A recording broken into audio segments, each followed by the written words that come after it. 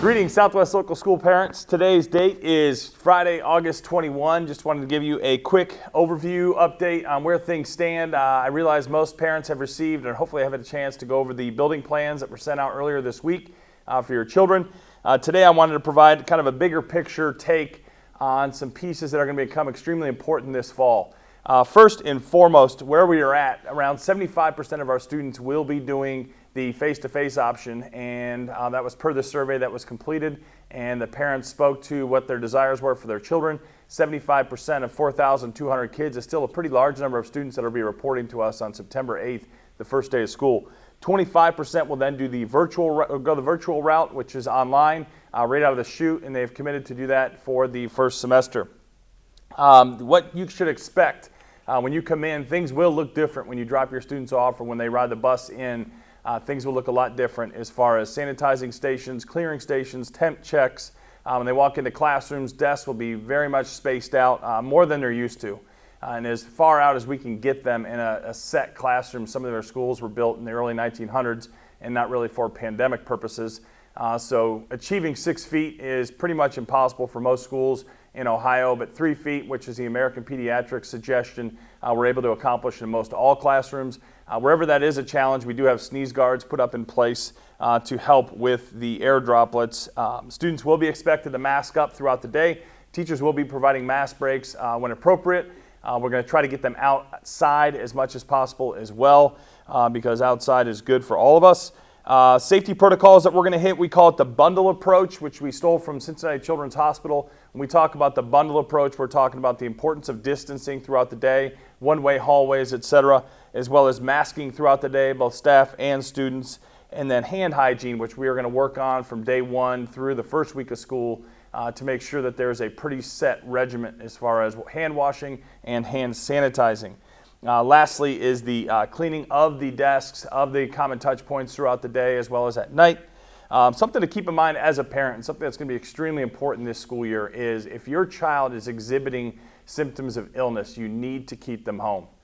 You've seen probably what's happened at University of Notre Dame, University of North Carolina, Lebanon. Locally here, they've had 2 quarantine issues with students coming in that were being tested for COVID positive. They were waiting on their test results and came into school anyway, and as a result, upwards of 41 students have had to be quarantined for 14 days as a result of that. So please, if your child is ill, keep them home. There will be kids that come up to school, whether they're getting dropped off from a parent or from the bus, that have a fever. If so, they will not be admitted into the building. So it's important as a parent that you have a plan for if your child is quarantined for 14 days, no fault of their own, but they were in a classroom within 6 feet of a student for 15 plus minutes that may be COVID positive, they will have to do short-term remote learning for 14 days, which will not be easy for families, and it's something that we have to be ready for now and to have a plan now. Have a primary care physician handy. If you have not located one yet, please do. Have their number handy. Have a way to pick up your child if they're ill. Our quarantine rooms are not mammoth, and if kids need to go home, we're going to call and you need to come get your kid. So these pieces are all important, and we have a couple weeks to get a plan put in place, if you haven't already, to make that happen. We will have seating charts in place for both the buses, obviously, if your child's riding a bus, and for classrooms, for lunchtime, in case contact tracing is needed for a situation where we could have a suspected, probable, or confirmed COVID positive case. Communication is going to be essential with the schools, and for us, back to you. And we will have a set letter that comes home to parents if your child is involved in a quarantine or a close contact type situation here at school. The examples will be shown here in a second.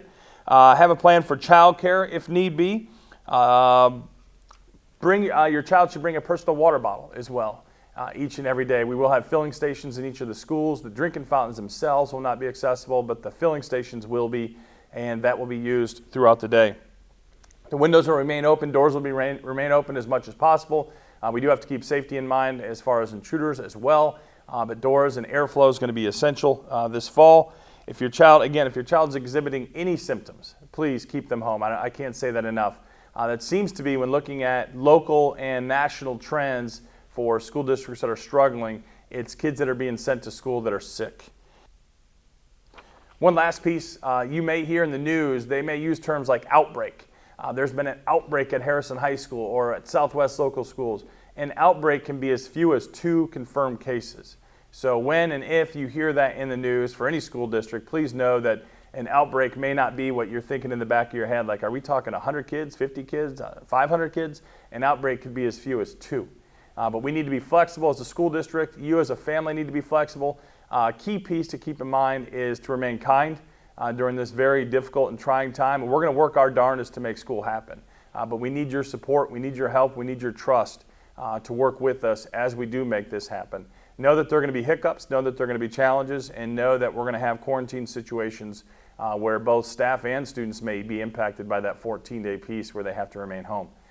If that's the case, don't worry about the absent piece, don't worry about the truancy piece. We'll work through that and we'll communicate clearly with you. If at any point you don't feel like things aren't clear, or if you have questions, please reach out to your child's school or to myself for answers, and we will do our darndest to get them to you as quick as possible.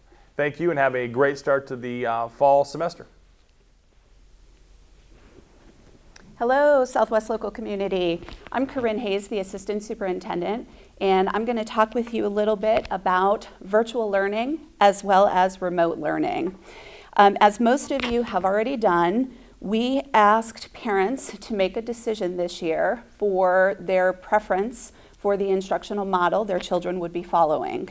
As John mentioned earlier, about 75% of our community decided that they were going to choose the face-to-face option, which is what we've been referring to as traditional school. About 25% of our community will be following the virtual instruction model. And I wanted to go over just a few common questions that have come up regarding the virtual instruction model and how that will be operating. For those children that are enrolled in the virtual instruction model, you will be in the program through the entirety of first semester, which goes all the way through the end of December, and then second semester will begin on January 4th.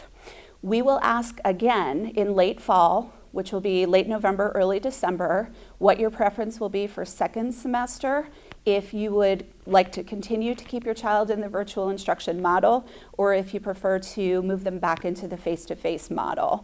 Likewise, any child that is currently face-to-face who would be interested in switching to the virtual platform for second semester would also be able to do so at that time. It's important to keep our children in the virtual instruction model through the entirety of the semester, because while the same topics, content standards, grade level standards, and skills are addressed for both our face-to-face curriculum and in the virtual instruction platform, pacing could be very different. And so we want to make sure that students that are in the virtual platform stay in the virtual platform so that their learning is not interrupted, and then they can rejoin in second semester with their face-to-face peers if they choose to do so and be on the exact same level playing field. Another question that has come up is in regards to registration. As a parent, you are not required to register your child in the virtual instruction platform, which is using the Accelerate Education program. Our guidance counselors are doing that for you. We are mirroring the same schedule that students had in early spring of 2020 when students registered in February and March.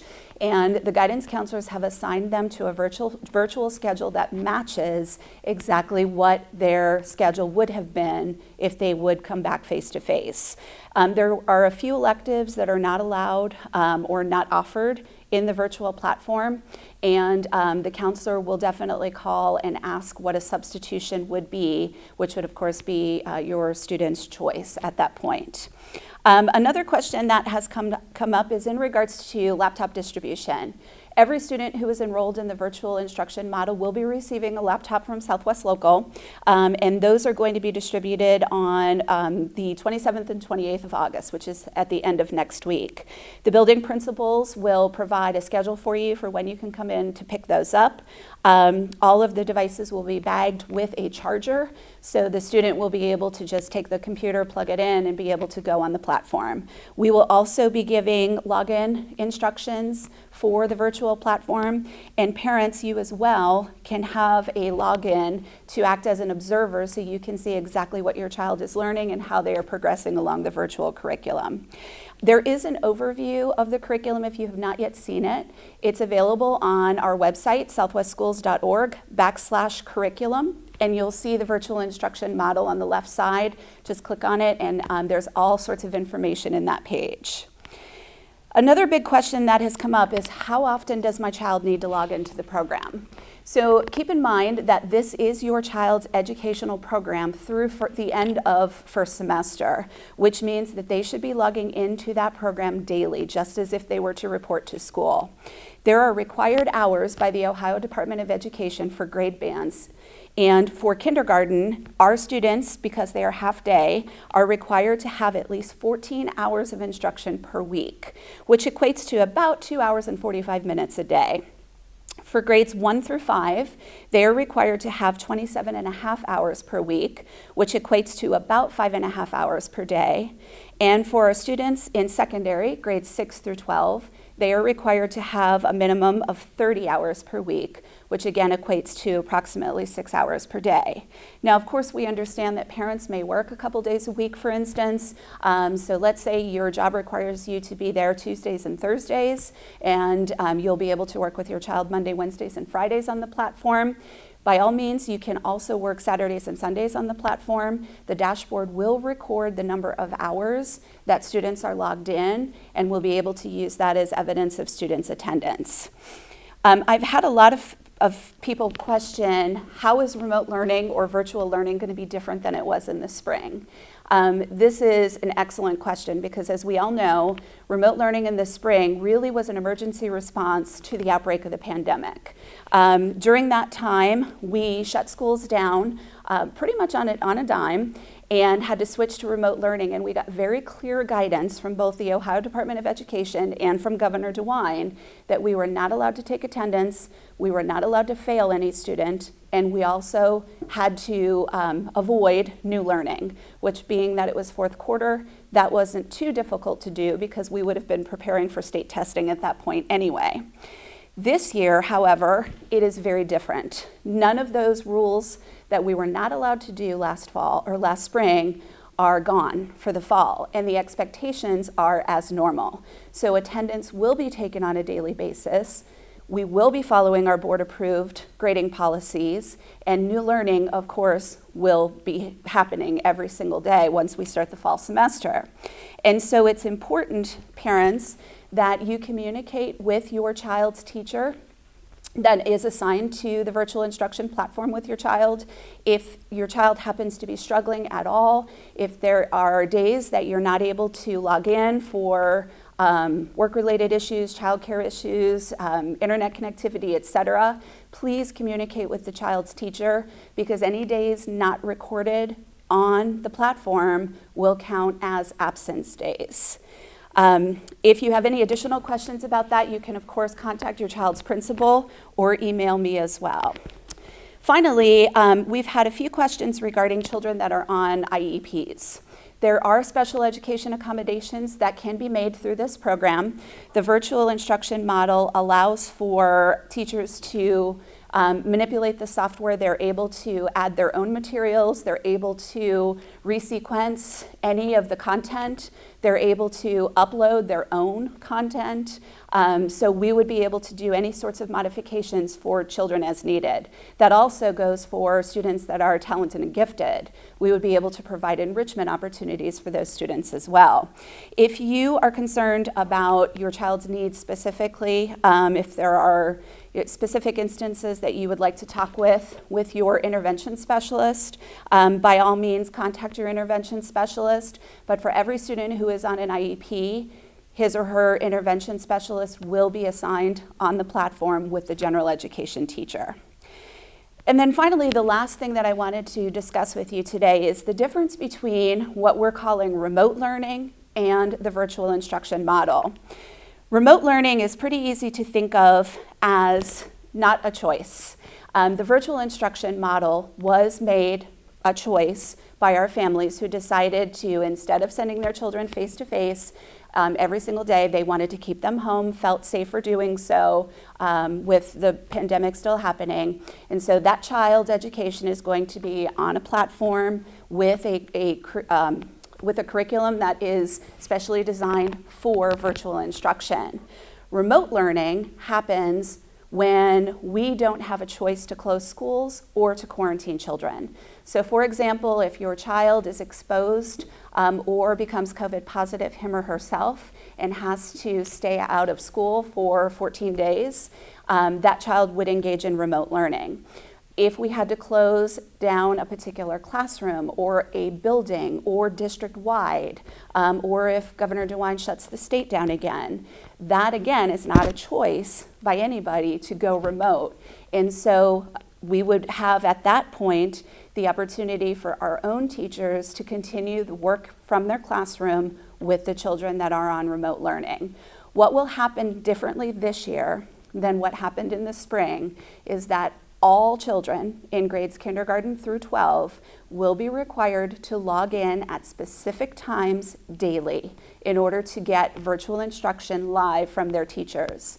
The teachers are making accommodations by recording every lesson so that if there are specific instances of childcare needs, for example, or if a child is sick and cannot log in, they will have the opportunity to go back to either their Google Classroom page or their Microsoft Teams page and get that recorded content. And so again, the difference between remote and virtual is remote is what happens when we do not have a choice to either quarantine a child or to shut down a building, a classroom, or the district overall. Virtual is the choice that parents have made, and those children will not be affected. Their learning will continue regardless of what else happens if the classroom has to get shut down or a school building has to get shut down or the district as a whole. So if you have any questions about the difference between the two, please don't hesitate to reach out. Again, I'm Corinne Hayes, the Assistant Superintendent, and I'd be happy to answer any questions that you have regarding remote learning or the virtual instruction model. Thanks.